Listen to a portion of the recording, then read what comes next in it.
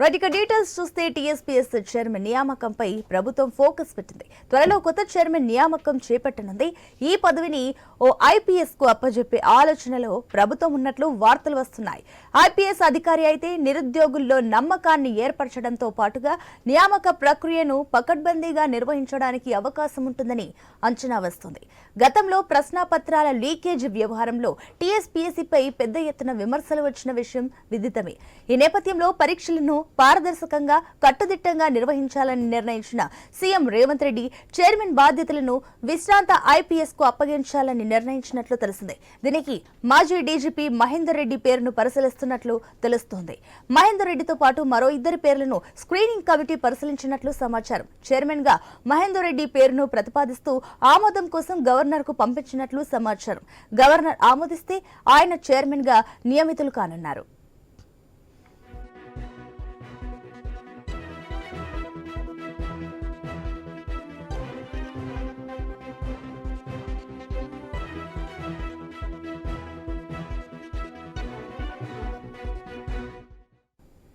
విదేశీ పర్యటన ముగించుకొని వచ్చిన వెంటనే ముఖ్యమంత్రి రేవంత్ రెడ్డి టీఎస్పీఎస్ చైర్మన్ పదవిని భర్తీపై దృష్టి పెట్టారు.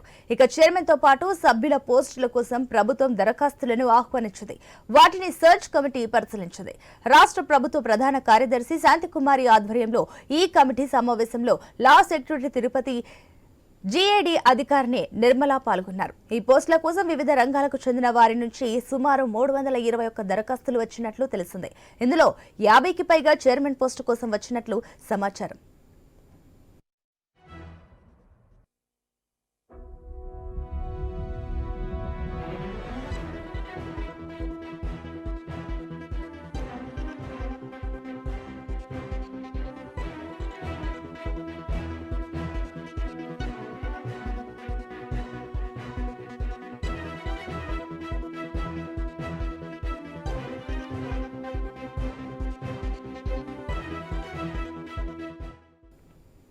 టీఎస్పీఎస్సీలో చైర్మన్ పోస్టుతో పాటు 11 సభ్యుల పోస్టులున్న విషయం తెలిసిందే.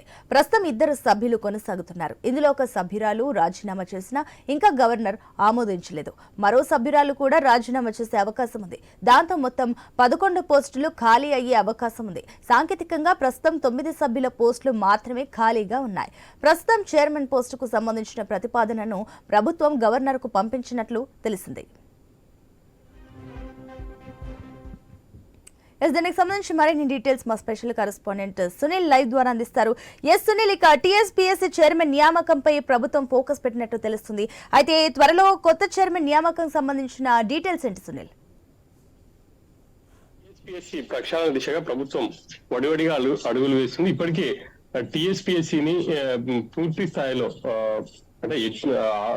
స్థాయిలో ప్రక్షాళన చేసే దిశగానే ప్రభుత్వం ప్రయత్నాలు చేస్తుంది. సీఎం నేతృత్వంలో యూపీఎస్సీ తరహాలో టీఎస్పీఎస్సీని తీర్చిదిద్దే విధంగా అక్కడికి వెళ్లి యూపీఎస్సీ చైర్మన్ ని కలిశారు. అదేవిధంగా కేరళ, మరికొన్ని రాష్ట్రాలకు కూడా ముఖ్య నేతలు కావచ్చు, అదేవిధంగా అధికారులు వెళ్లి అక్కడ ఆయా రాష్ట్రాల్లో ఉన్నటువంటి పరిస్థితులన్నింటినీ కూడా వాళ్ళు పరిశీలించారు. ఆ దిశగానే ప్రభుత్వం అడుగులు వేస్తుంది. టీఎస్పీఎస్సీ చైర్మన్ ఎంపికకు సంబంధించి కూడా ఇప్పటికే నోటిఫికేషన్ ఇచ్చింది. ఆ నోటిఫికేషన్ కి సంబంధించి కూడా దాదాపు చైర్మన్ కి సంబంధించి 50 మందికి పైగా అర్హులు అభ్యర్థులు వాళ్ళు దరఖాస్తు చేసుకున్నారు. అదేవిధంగా సభ్యులకు సంబంధించి 300 మందికి పైగా దరఖాస్తు చేసుకున్నట్టు తెలుసా ఉంది. నిన్న సెర్చ్ కమిటీ సమావేశమైంది. సెర్చ్ కమిటీలో పలువురు ఎవరైతే చైర్మన్ కి సంబంధించి అర్హులు ఉన్నారో వాళ్ళ జాబితాను కూడా రూపొందించి సీఎం కి పంపించినట్టు తెలుస్తుంది. ముఖ్యంగా తెలంగాణ మాజీ డీజీపీ మహేందర్ రెడ్డి పేరు ప్రముఖంగా వినిపిస్తుంది. ఆయన పేరును గవర్నర్ ఆమోదం కోసం సిఫార్సు చేసినట్టుగా కూడా తెలుస్తుంది. ఈ రోజు దానికి సంబంధించి ఒక క్లారిటీ వచ్చే అవకాశం ఉంది. చైర్మన్ తో పాటు మరికొంతమంది సభ్యులను కూడా ప్రభుత్వం నియమించబోతుందని చెప్పేసి చెప్పుకోవాలి. మొదటగా చైర్మన్ ని నియమించే అవకాశాలు అయితే స్పష్టంగా కనిపిస్తున్నాయి. అయితే గతంలో తెలంగాణ రాష్ట్రం ఏర్పడిన తర్వాత గత ప్రభుత్వంలో మహేందర్ రెడ్డి డీజీపీగా కొనసాగారు. ప్రస్తుతం ఆయనకు 62 ఏళ్ల లోపు ఉన్నట్టు తెలుస్తుంది.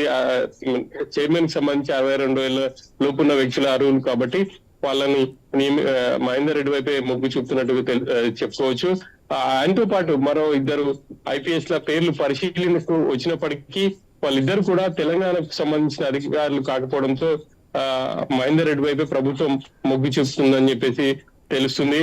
ఇక చైర్మన్ కి సంబంధించి మహేందర్ రెడ్డిని ఎందుకు ఎంపిక చేస్తున్నారు అనేది ఒకసారి పరిశీలిస్తే ఐఏఎస్ లను కానీ ఐపీఎస్ లను కానీ చైర్మన్ గా నియమించాలన్న యోచనలో ప్రభుత్వం ఉంది. ఆ దిశగానే మహేందర్ రెడ్డి పేరు ప్రముఖంగా వినిపిస్తుంది.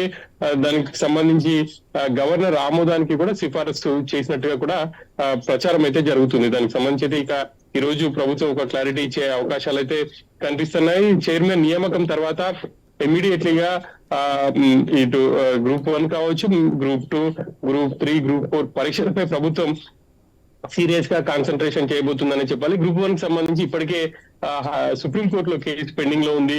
గ్రూప్ 2 కు సంబంధించి పరీక్షల నిర్వహణ ఇంకా పూర్తి కావాల్సి ఉంది. గ్రూప్ 4 కు సంబంధించి ఫలితాల దశలో ఉంది కాబట్టి మరి ప్రభుత్వం ఎటువంటి నిర్ణయం తీసుకుంటుంది. సునీల్, ఇప్పుడు ప్రస్తుతం చూసుకున్నట్లయితే చైర్మన్ పదవి కోసం కూడా మీరు చెప్పినట్లుగా ఇందాక 50 మందికి పైగా కూడా దరఖాస్తులు చేసుకున్నారు. అంటే ఇప్పుడు మీరు చెప్పినట్లు మాజీ డీజీపీ మహేందర్ రెడ్డికి ఒక ఎక్కువగా ప్రయారిటీ ఇస్తుంటే ఇక్కడ దాదాపు 50 మంది కూడా దరఖాస్తు చేసుకున్నారు. మరొక ఇందాక స్క్రీనింగ్ కమిటీ కూడా దాదాపుగా ఇంకో 2 పరిశీలనలు ఉంచింది. ఎందుకు మాజీ డీజీపీకి ఎక్కువగా అవకాశాలు ఉన్నాయంటారు? మీరు తెలంగాణలో ఏర్పడిన తర్వాత ఆయన డీజీపీగా పనిచేశారు. సుదీర్ఘ కాలం పాటు ఆయన డీజీపీగా కొనసాగారు. మహేందర్ రెడ్డి డీజీపీగా ఉన్న సమయంలో పోలీస్ విభాగంలో ఆయన చాలా మార్పులు తీసుకొచ్చారు. ఆధునిక టెక్నాలజీ వైపు మొగ్గు చూపి ముఖ్యంగా ఇటు సైబర్ నేరాలు కావచ్చు, మిగతా టెక్నాలజీని ఆయన పోలీస్ డిపార్ట్మెంట్ లో అడాప్ట్ చేసుకొని చాలా నేరాలు అరికట్టడంలో ముందున్నారని చెప్పేసి చెప్పుకోవాలి. మిగతా అంశాలన్నిటికంటే కూడా పోలీస్ విభాగంలో టెక్నాలజీ అనేది చాలా ఉపయోగపడుతుంది. దానికి సంబంధించి మహేందర్ రెడ్డి చాలా కృషి చేశారు అని చెప్పేసి చెప్పుకోవచ్చు. ఈ టీఎస్పీఎస్సీలో కూడా ప్రస్తుతం టెక్నాలజీ అనేది ప్రధాన అంశంగా మారిందనే చెప్పాలి. అభ్యర్థులు వాళ్ళు దరఖాస్తు చేసుకున్న నుంచి మొదలుకొని ఆ తర్వాత ఫలితాలు వచ్చే వరకు కూడా ఎక్కడ ఎటువంటి లోటుపాట్లు లేకుండా ప్రభుత్వం ప్రయత్నాలు అయితే చేస్తుంది. అందులో భాగంగానే మహేందర్ రెడ్డి వైపు మొగ్గు చూపుతుందనే చెప్పుకోవచ్చు. ఒకవేళ మహేందర్ రెడ్డిపై కొన్ని విమర్శలు కూడా ఉన్నాయి. ఆయన గత ప్రభుత్వంలో ఆయన పోలీస్ బాస్ గా ఉన్నారు. అదేవిధంగా చాలా అంటే ఇటు కాంగ్రెస్ నేతలపై నమోదు చేయించారు అన్న ఆరోపణలు కూడా ఉన్నాయి. వీటన్నిటికీ మరి ప్రభుత్వం రైట్ సునీల్, థ్యాంక్ యూ.